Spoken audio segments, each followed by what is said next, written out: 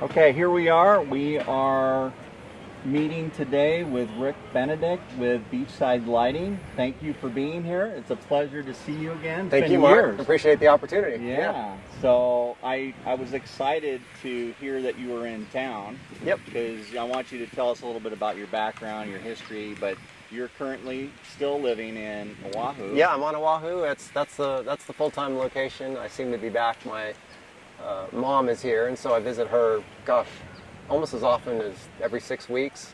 Sometimes once every 3 months, but between 6 weeks and 3 months, so several times a year, and it's good to see the old stomping ground. Yeah. We're here today. We're in Brand Park in Glendale, and it's gorgeous. We're lucky. Weather's nice. Yep, 90 degrees. So you've been in business for 30 years now? Yeah, it's been just having the 30th anniversary of incorporation, but prior to moving to Hawaii, I had actually been a sole proprietor here in LA, moved over to Hawaii with some parts needed to make tiki torches.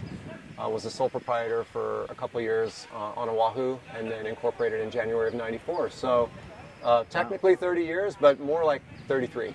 Yeah, that's great. Good deal. Yeah. So tell us a little bit, before we get into the history and your background, what makes you, I guess, unique, or what about your product, and why Beachside is a great product line to work with? Well, I love, there's a couple of factors. There's actually 3 factors now. One of them that I've been a little bit more cognizant of in the last few years, but the first 2 is corrosion resistance. So if you're on Oahu or on Maui or in the Caribbean or wherever,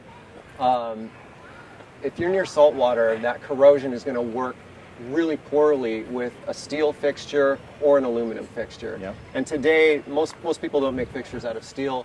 Most of the time the fixtures are aluminum, and the aluminum fixtures will have powder coating on them, and that powder coating will fail, and the aluminum will generally start to pit, usually in locations where you happen to have something that's not meshing well, like a stainless steel set screw or something like that. Sure. So we don't have that issue with brass.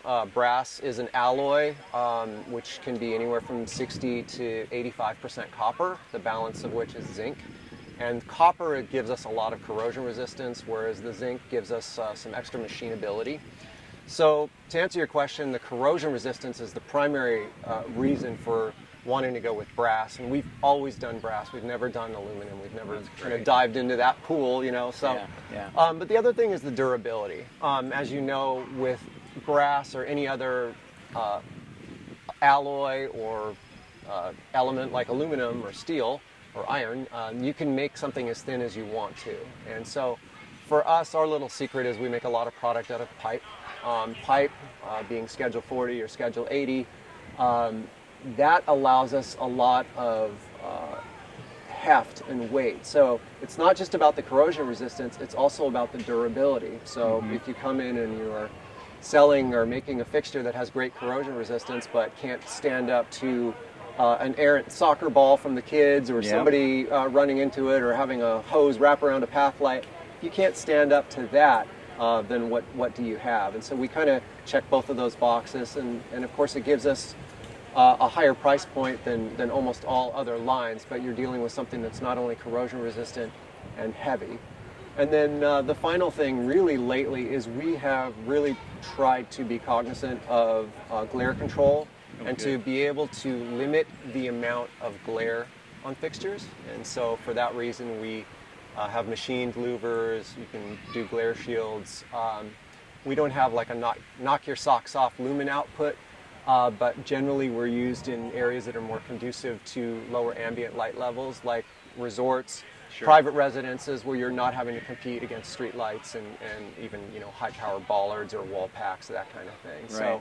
So we've really kind of made it so that at least you can tweak, and you have the selection to be able to be kind of like a very, very subtle and understated. We like to call a lot of our fixtures very quiet in that regard. And we have a number of dark sky certified fixtures and that kind of thing. So. Awesome. Now, are your fixtures all integrated LEDs, or are they retrofit, like or modular? We have kind of both. We straddle the line with both of them. Most of the lamps that you know out there, if you have a history with 12 volt halogen, most of the lamp manufacturers now that are LED will have a variable input so that you can give it 8 or 9 volts and still be at full strength, and maybe go up to 15 or 17 volts. So we like to have that option for contractors, and especially. We also do a lot of work on islands, where private islands where people want what they call attic stock. They don't want something necessarily proprietary from a manufacturer, and so they want to be able to order extra lamps if something ever happens, and they can change it out right away. Oh, good. Lighting designers tend to take the other approach, where they are a little bit more akin to integrated, because they don't want a chief engineer from a hotel going on to Amazon 4 or 5 years after the completion date, and then all of a sudden ordering different lamps with different color temperatures and that kind of thing. So of course you get a little 20-30% more power out of integrated as well, just because of the ability for the thermal transfer that you can get with something that's integrated. But a lot of our fixtures have both options. Good. And so we try and straddle that fence, and it's that makes it nice for designers to choose. Yeah. Great. So good deal. Now, tell us a little bit about your history. How did you get involved in landscape lighting, and why did you? Well, the short of it is I went over to Hawaii for school, just for a semester at a community college called Windward Community College, and I was able to order some tiki torches from the local hardware store, and they just started rusting and falling apart. But I mean, that's to be expected. So I thought it'd be a good idea to try and make some for my own. And going back to LA, I wanted to get some for my parents' place, and so I thought, well, why not just make it? So I bought a 3x10 sheet of copper and basically folded it, and they were the ugliest looking torches you've ever seen. And I knew I wanted to return to Hawaii, but I had 2 years in LA to go and be here, transferring into UCLA as a junior, and I knew that I had some time, and so it was a good opportunity, being Los Angeles being a manufacturing hub, to go and say, hey, how can we get something that's quality, that's spun so it doesn't have a seam, so it's made like it's supposed to be fitting together, and so it was really kind of an education, but it was a lot of fun. So the torches were the first project, or the product rather, and but I've always been interested in lighting, and just particularly landscape lighting with kind of like a tropical, kind of in tropical environments and settings. Sure, and that kind of thing. Yeah. So then what inspired you, I guess, I mean, because you liked creating and developing products, so that's why you got more into the manufacturing side? Absolutely, yeah. I just, I'm not sure if you remember, but there was a company called Nightscaping that used to have fixtures that were actually made of steel, and you can get versions of them made of copper, which was great, but I actually just used to see like Nightscaping fixtures, literally the rust was so bad, it would rust through the shade, and you could see the source through the shade, which was weird. And it was a very good line, but it was not something that you would have in a near ocean type application. And so I just thought, if we can make something out of copper, there's no secret about the corrosion resistance, and for centuries, people have made things out of copper and brass, and we know it's going to hold up to the ocean. Sure. But that resulted in some custom shades, of course, but I was using like a lot of lamp parts that were all solid brass, and even plumbing parts for knuckles and that kind of thing. But as you grow, you kind of understand the need to not only improve aesthetics, but functionality as well. Sure. Being that you're in an extreme environment, the coastal areas, how do you deal with moisture, humidity, things like that, like towards downlighting and water getting into fixtures? Have you? Yeah. I mean, we've had instances where we have condensation in fixtures, and some of that has to do with just not sealing the fixture properly. Very limited amount of that. A lot of times it'll also have to do with installation, where like a J-box is not sealed if it's a wall mount fixture. But for the most part, we've been able to keep condensation out of the fixtures, and the key is really just trying to make it what you would call contractor proof. And that means if it's used in a downlight application, make sure that there's silicone, like an actual silicone plug that will prevent water from getting into the knuckle. Use silicone everywhere. Let it dry. Let it cure properly. That kind of thing. And it hasn't been too big of a challenge to keep the condensation out. Good. But Good. yeah. As I see that a lot, it seems like there's always challenges that a lot of the manufacturers have with that. So Absolutely. good. Yeah. Any tips or tricks? Then I'd say throw them out. We'd love to hear it. So, Yeah. It's. I know. What would you say if you had to look back on the past 30 years, 3 decades of landscape lighting? What do you see as being improved or better?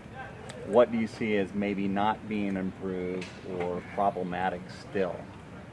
Well, that's a great question. I think one of the things that's really helped is just having a lot more education on not seeing the source, that kind of thing. As you know, we've kind of graduated to LEDs now, where the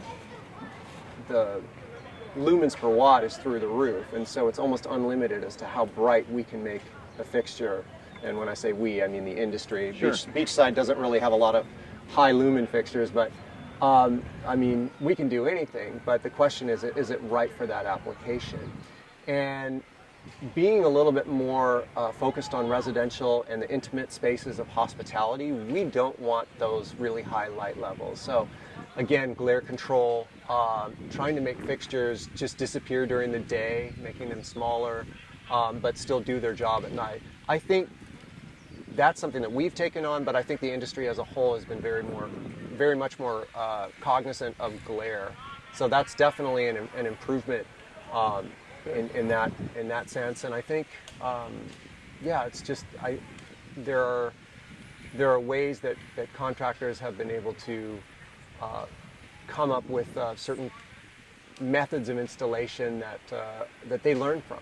Right. And we have to understand that landscape lighting is really only as old as maybe the late 70s or 80s, and nightscaping was really the innovator. And it's not a very old industry that we're in, but in the number of years that have transpired, we've been able to kind of learn from our mistakes and how do we make this fixture continue working year after year. And some of that is related to installation, and some of that is just basically building a better fixture. Sure. And of course, LED has been a game changer for us right now, because we don't have to constantly get into the fixture, right, or burn our hands when we try to do it. Exactly. I remember those days. Yes. Yeah.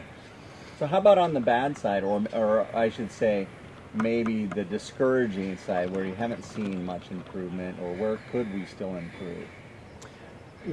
That's a really interesting question. I think there is still a big disparity in between some of the thought that actually goes into the way fixtures are used in a design scheme, and what is actually ordered. And for example, you can have a landscape architect that maybe has even taken a course on landscape lighting, is a little bit more heavily into landscape lighting than most landscape architects, and therefore understands the wattage, the beam spread, the color temperature, any sort of optical or mounting accessories that should be used. And then sometimes things just get lost in translation, in distribution, where it's just dumbed down quite a bit. And I hate to say it, we get some specifiers where they love our product, but then there's not enough information. So we're kind of at the opposite side of the spectrum, where they love the product, but there's not enough detail about how it should be used. And nobody wants to come to a job site where you've got a fixture and it's like, well, what's the application? Are we doing 2 per tree or 4 per tree? And then is it really to be aimed here or there? And so I think it would be nice to have a little bit more clarity from the designers sometimes on that. And some of them really help. They go as far as doing installation details, which is nice. Oh, good. I think that's one of the disappointments, because we have the tools to really pull it off. It's just sometimes things get lost in translation between the design side and the installation side. Sure. Yeah. How about towards where could we, or how can we do better job as a trade or a profession towards educating the consumer? Because that seems to still be a weakness too. I think I think it's really just a matter of trying to argue for a higher quality and getting a lot more specific on what can be done. You know, there's a lot of fixtures that can be bought in kits. You all remember the Intermatic kit. Well, you know, you're only going to get one output out of that, and you're only going to get one stem height and that kind of thing. And I think as a trade, it would be really worthwhile to let not just the landscape architects, but the architects and the GCs, even interior designers, let them all know that we have the ability to do this if you do this. But we need to be very clear about what it is. As manufacturers, we need to be able to have many different accessories that can allow a particular installation to be exactly what the designer had in mind from the get-go. And so it's really about educating the landscape architects and the lighting designers about our capabilities, really, and to let them know that this is very specific. It's just, and when things get VE'd, it doesn't always go well in the end. They save some money, but it doesn't always go well. And one of the things that drives me crazy is I always wonder if a fixture needs to be replaced 2 or 3 years down the line. Nobody seems to ever think about the labor involved to do it, the cost of labor to do it, or the hassle. It's always just about, well, this fixture costs this and this fixture costs this, so I could buy, you know, 2.5 of these fixtures for this, but it's like, is that what you really want to do? Do you want to have your, you know, half of your landscape lighting not working within 2 or 3 years and the other half going out and then having to start all over, and then you're faced with the same decision again. So from an education standpoint, it's really important, I think, as a group, that we go to the specifiers and really push the need for something that's called professional, really, versus something that's prepackaged. Interesting. Okay, good.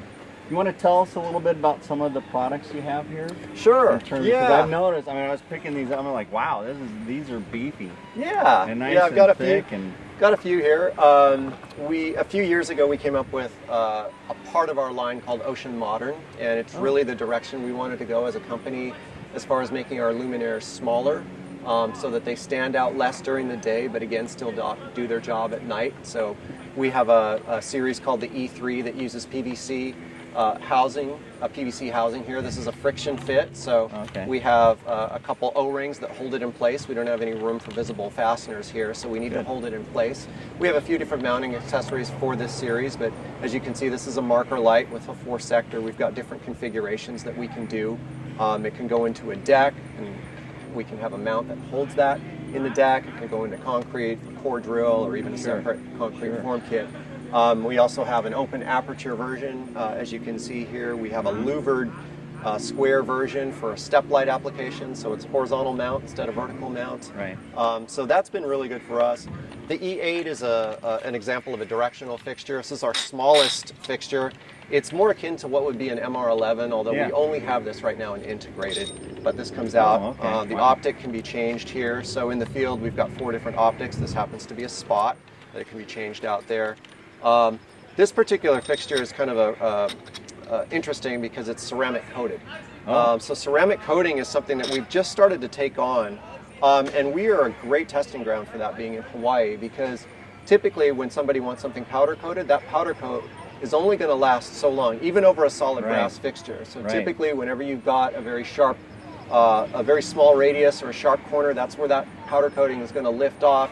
And then for our fixtures, you're going to end up seeing green underneath, something that maybe should have been beige or black. So, but we've been experimenting now for almost 2 years with ceramic coating. Wow. And the ceramic coating is used on firearms a lot. It's very, very thin. Is that Cerakote? It is Cerakote. Okay, and they do a great job. We like to have the H series used from Cerakote, but they can do something like flat dark earth, or they can do crocodile green, and it's a very, very thin coating. And thinner, when it comes to coating, thinner is actually better, because we're not going to be getting that whole thing just peeling off. So we've been testing this now for almost 2 years right by the ocean, and we don't see any sort of degradation or any natural patina that has occurred. That's great. It's a little bit more expensive. A lot of our fixtures are solid brass, and we ship them unfinished, and because they end up in near ocean environments, they do patina, patina, naturally, yeah. and anybody that's in an island area will understand that this is naturally what happens. So we have a mini bollard here. This is the MB4. The light comes up, hits a reflector, and then bounces back down. It's a very quiet fixture.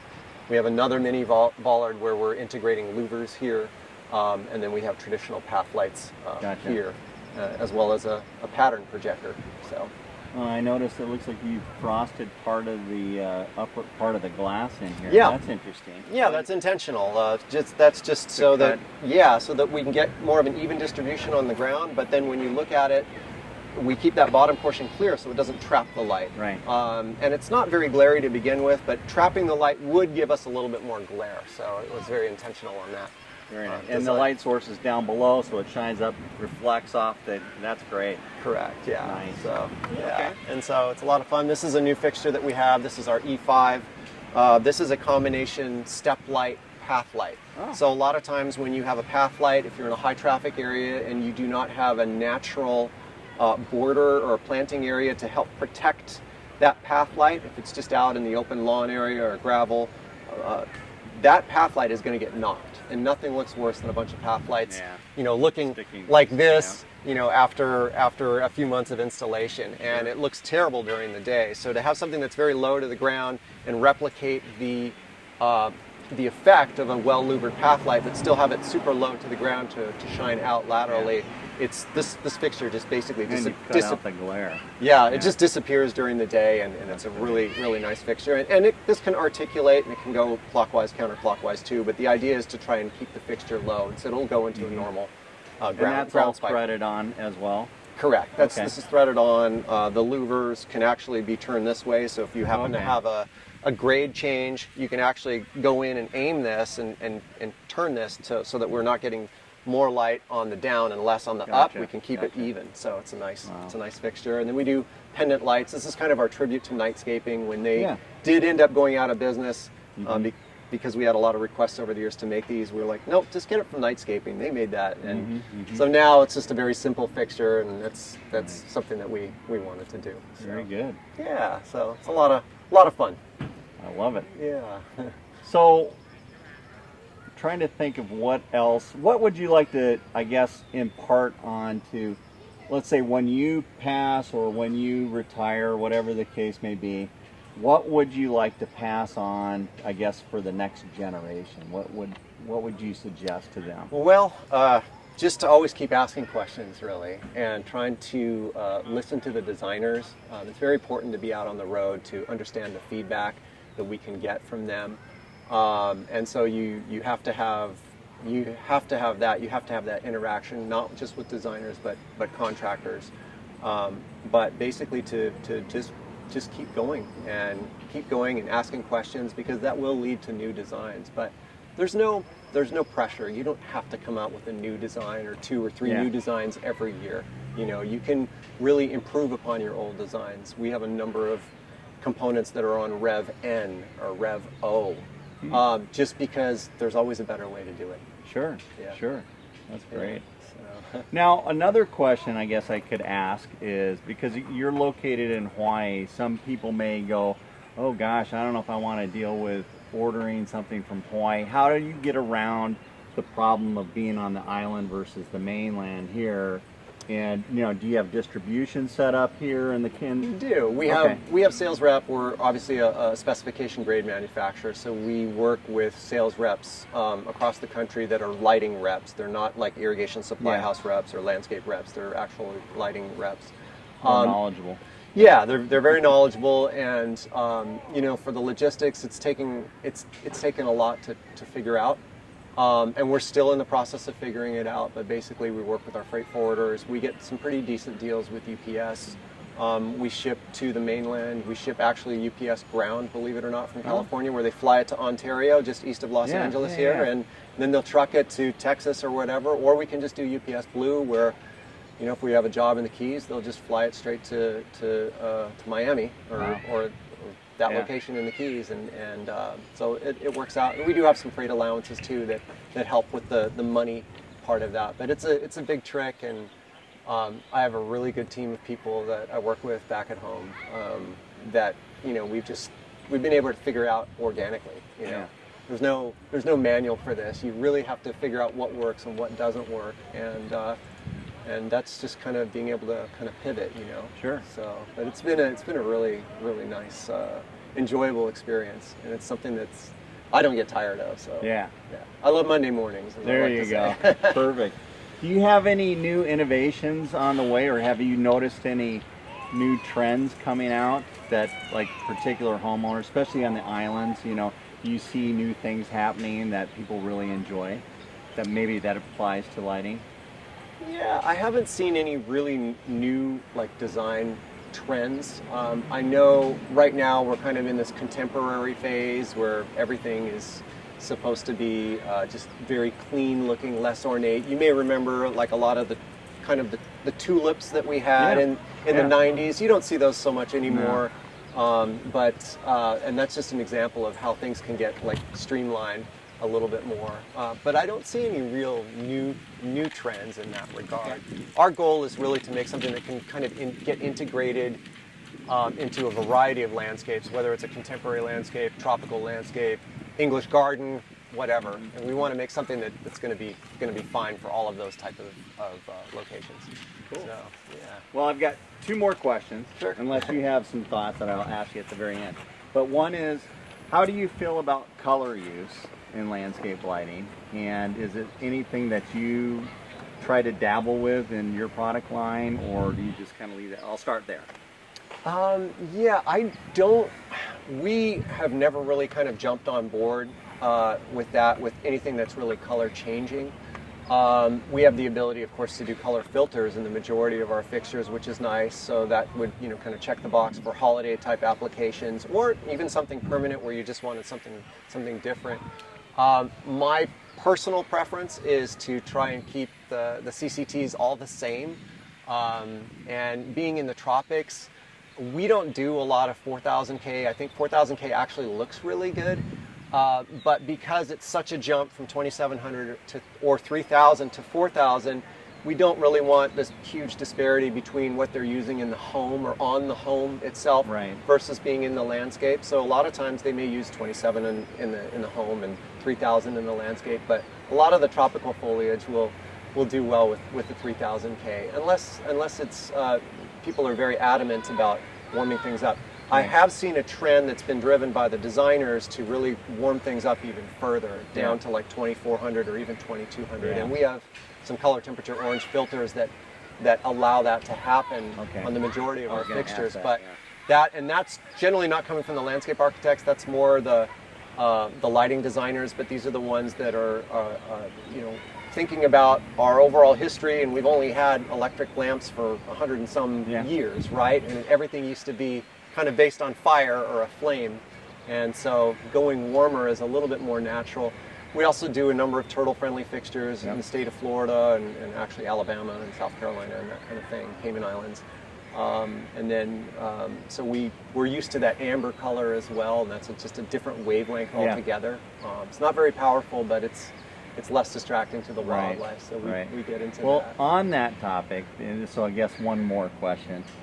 What's your feedback from, I guess, I don't know if you've talked to people about insects, about birds, nighttime, the animals, with LED lights or our color temperature range that we're working with? Have you heard any pros or cons one way or another, or impacts like that? Yeah, I mean, I think that if it's done right, it can be done really well. Again, going with amber or red orange, you're only going to get a fraction of the output that you would get at something that was, say, 3000K.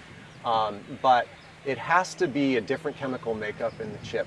You cannot simply just keep adding phosphor and get down to 1800K and think that that's not going to be distracting, because the blue light content is still going to be present, even though as humans we think it's going to be acceptable. That's not what the research has shown. And turtles, even different species of turtles, have different sensitivities, but they are all in the broader spectrum. They're all kind of in one category, and a lot of the wildlife is basically in this whole large category of anything that's over 580, 590 nanometers is going to be less distracting. But the other component is making sure that the fixtures are well shielded and they're in a downward orientation.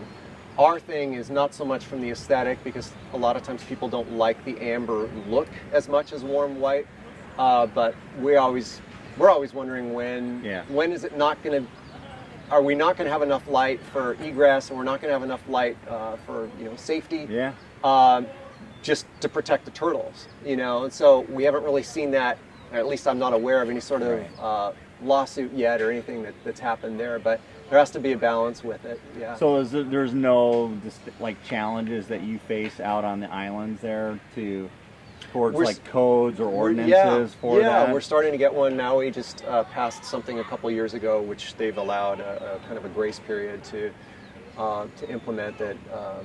They're basically saying blue light content, anything between 400 and 500 nanometers, has to be less than 2% for anything that's oceanfront. Interesting. It's and then everything else is basically got to be downward directed.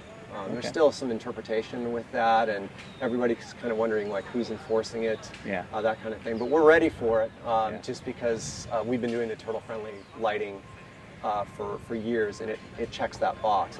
It's not just less than 2%. It's less than 0.1 of 1%. I mean, it's super low, but the downside is, of course, you're gonna have to live with amber to do it. Yeah. So, Okay, my last question for you, and then I'll open it up to you, is what would you suggest for future landscape lighting designers, because ELLI's more about design, that's what our focus is.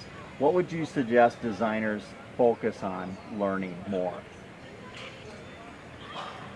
I really would encourage them to request samples and really mock this stuff up. Don't just use a photograph. Don't even use somebody else's installation shot at night.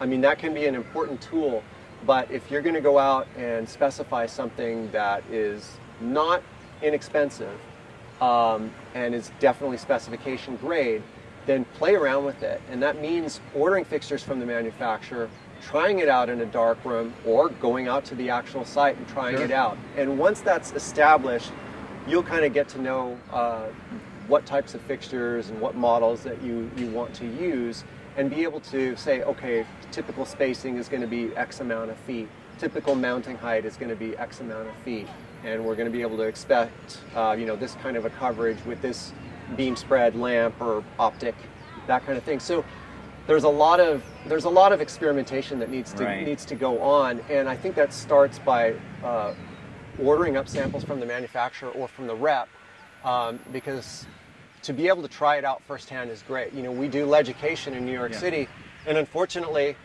the hall is just flooded with light, and so we can't really show off our fixtures very well to the extent that we would be able to if it was a dark room, a dark conference room, or out on the landscape at night. You can kind of get an idea, but having that ability to turn it off, use a transformer, plug it in, and see what you actually expect is great. And the other thing is, we're not omniscient on this stuff. We get a lot of our design ideas back from specifiers and contractors about improvement. So there very well may be an instance where they're like, I like this fixture, but can you make it like this? And that betters everybody. That makes us better. We had an installation, or a proposed installation rather, in the Red Sea, where they wanted no backlighting on a pathlight fixture. And in order to do that, we messed around with optics, and we messed around with cutoff within the luminaire. Sure. And the only real effective way to do it was to make a custom shield. So unfortunately, you see the shield, but boy, does it perform well at night. We would have never known that if that wasn't a criteria from the local lighting designer, that when we ship samples, we like it, but we want it just a little bit more cut off in the back. And so we were able to do that. We've made the drawing. We can make that as much as we need to, or as anybody else needs to now. So it's very important for those designers to experiment with the fixtures, whether it's from us or anybody else. That's great. Good insight. Love it. Any final parting words or thoughts to, Yeah, I think, we're very, very blessed in Hawaii, and the business is not supposed to work there, but we've just got a great crew, and it's just like, not everybody can do everything independently. It all has to come together, and everybody has their own specialization. And it's good to remember that. Yeah, awesome. Well, what a pleasure. I'm so glad to see you again. 30 years. I mean, well, it hasn't been 30 years for us, but it's been a long time. Yeah. So thank you for your time. Yeah, I appreciate it. Thank you, Mark. Thanks for inviting all of us in. Well, thank you. Thank you. Appreciate it. All right, brother. All right.